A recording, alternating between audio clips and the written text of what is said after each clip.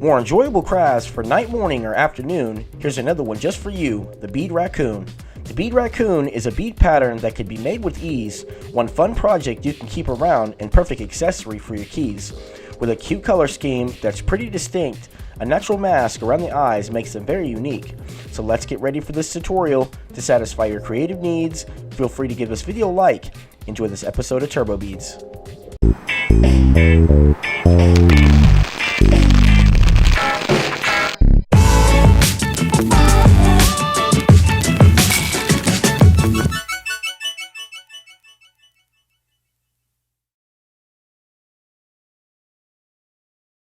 Here's the list of everything you need to make the Bead Raccoon. Making the raccoon is simple. The first thing you'll need is to take 5 feet of string. You'll match up both ends of string, creating a loop on the other end of the string. Now that we have a loop, we're going to take the 2 match ends of string and we're going to wrap those around the loop, creating a second loop. We'll take the 2 match ends and run those through the second loop, pulling the string all the way through, tightening the string until we have a knot. Continue pulling the string tight until your knot size is just right. This is what your string should look like. Now that the string is tied, we should have 2 ends of string to use to create rows for this pattern. Creating a row of beads is simple. For the first row, we're going to take 1 end of the string and we're going to add 3 brown beads to that string. Now that we have those beads on the string, we're going to take our other end of string and we're going to run it through all of those beads as well, going in the opposite direction. When you get that string through both ends of those beads, you'll pull both ends of the string until you've reached the top. Now that we've finished the first row of the pattern, we'll need to make the ears. To make the ears, we're going to take 1 end of the string, add 1 brown bead to the string, running that bead toward the top. Then we're going to take our other end of string, add a brown bead to that string as well, running that bead toward the top. From here, we're going to take 1 end of the string and we're going to run it through that first row of beads. That's these 3 brown beads here. Watch close as I guide the string through these beads. As I've mentioned before, be sure that you run that string through those 3 beads. When you get that string through those beads, be sure to pull that string all the way through. As you see, the bead on the end will come together with the others. You want to be sure that it's facing up, just like this. Now that we've finished this ear, we're going to need to shape the other ear as well. We're going to take the other end of string and we're going to run it to that first row of beads. That's these 3 brown beads. Watch close as I guide the string through these beads. Again, once you get that string through those beads, be sure to pull the string all the way through until the bead on the end comes together with the others. As I should mention, be sure to pull both ends of the string, keeping those beads in a tight formation. Now that we've finished the ears, we're going to go back to using both ends of the string to create rows. We'll take 1 end of the string and we're going to add 5 beads to that string in this order here. Now that we have those beads on the string, we're going to take our other end of string and we're going to run it through those beads as well, going in the opposite direction. Just watch close as I guide the string through these beads. Again, as we've done before, when you have the string through both ends of those beads, you'll pull both ends of the string until you've reached the top, bringing all of those beads together. As you see, we finished the second row. From here, we're going to take 1 end of the string, add 2 black beads to that string, running those beads toward the top. Then, we're going to take our other end of string and add 2 black beads to that string as well, running those beads toward the top. Now, we're going to take 1 end of the string and we're going to add 3 beads to that string. That's 2 brown beads with a black bead in the middle. Now that we have those beads on the string, we'll take our other end of string, run it through all of those beads as well, going in the opposite direction. With that string through both ends of those beads, we'll pull both ends of the string until we've reached the top, bringing all of those beads together. After this row, you'll notice the face will take shape. From here, we're going to use fishing line, run it through the 3 beads in the middle of the second row to help keep these beads locked in place. Watch close as I guide the string through these beads. As I've said before, we're running the fishing line through the 3 beads in the middle of the second row.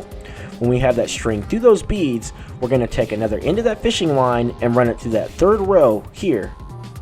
Once you have that fishing line through those beads, you can tie both ends of that fishing line together to close in the gap in between the rows of beads. Watch close as I carefully tie the string, closing in the gap. Just be sure to pull both ends of the string as well to keep those beads in a tight formation. From here, you'll see that we'll tie the string with the square knot nice and tight to ensure that everything is locked into place. With the fishing line tied, we can now cut off the ends of that string, keeping our pattern looking clean. From this point, we can go back to using both ends of the string again to create an additional row. So once you finish the fourth row, we're going to take one end of the string and add one brown bead to that string, running that bead toward the top. Now we're going to take our other end of string, we're going to add a brown bead to that string as well, running that bead toward the top. From here, you'll see that we'll go back to using both ends of the string again to create additional rows as seen at the top of the screen. If you're ever having trouble keeping a row of beads straight and in place, you can always reinforce that row by running a toothpick in between those beads that create the row, or use the straw technique.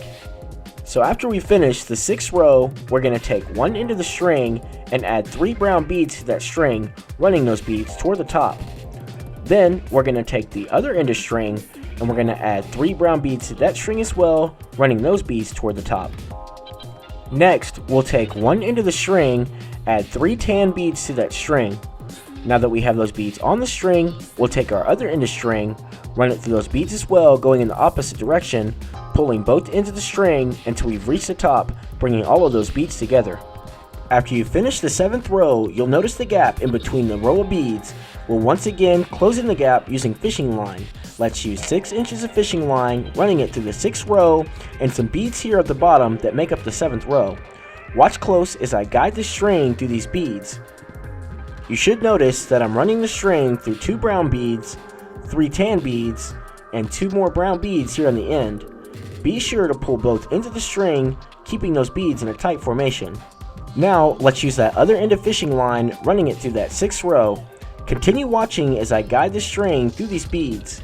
Once you have that fishing line through the other end of those beads, you can now tie both ends of the string together with a square knot, locking all of those beads into place. You should notice that the beads will come together, closing in the gap as well. Cut off the ends of the fishing line as seen, keeping the pattern looking clean.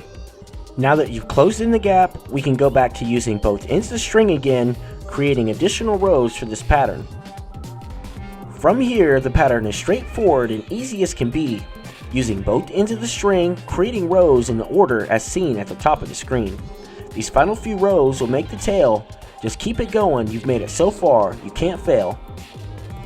By now, you should be able to see the image of the raccoon within the beads, with a perfect blend of colors makes it simply unique. Will you use the same colors? Let me know what you think. Leave a comment below and let me know what cool color combinations that you decide to use to make your raccoon. Once you finish the 13th and final row, you can now tie off both ends of string together with a square knot to keep everything locked into place. Be sure that your knot is tied nice and secure to ensure that everything stays together. With the knot tied, all that is left is to carefully cut off the tied loose ends of string, and your bead raccoon is now complete. And there you have it, simply another fine animal bead design that was fast, fun, and easy to make. Hopefully this tutorial was helpful and you can create one just as great.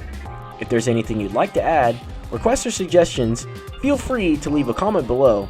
And if you are new, or you just haven't already, don't forget that you can always subscribe if you want to be notified for more bead tutorials just like this one. Hoping you'll tune in for the next one to satisfy your creative needs. Until next time, as always, thanks for watching TurboBeads.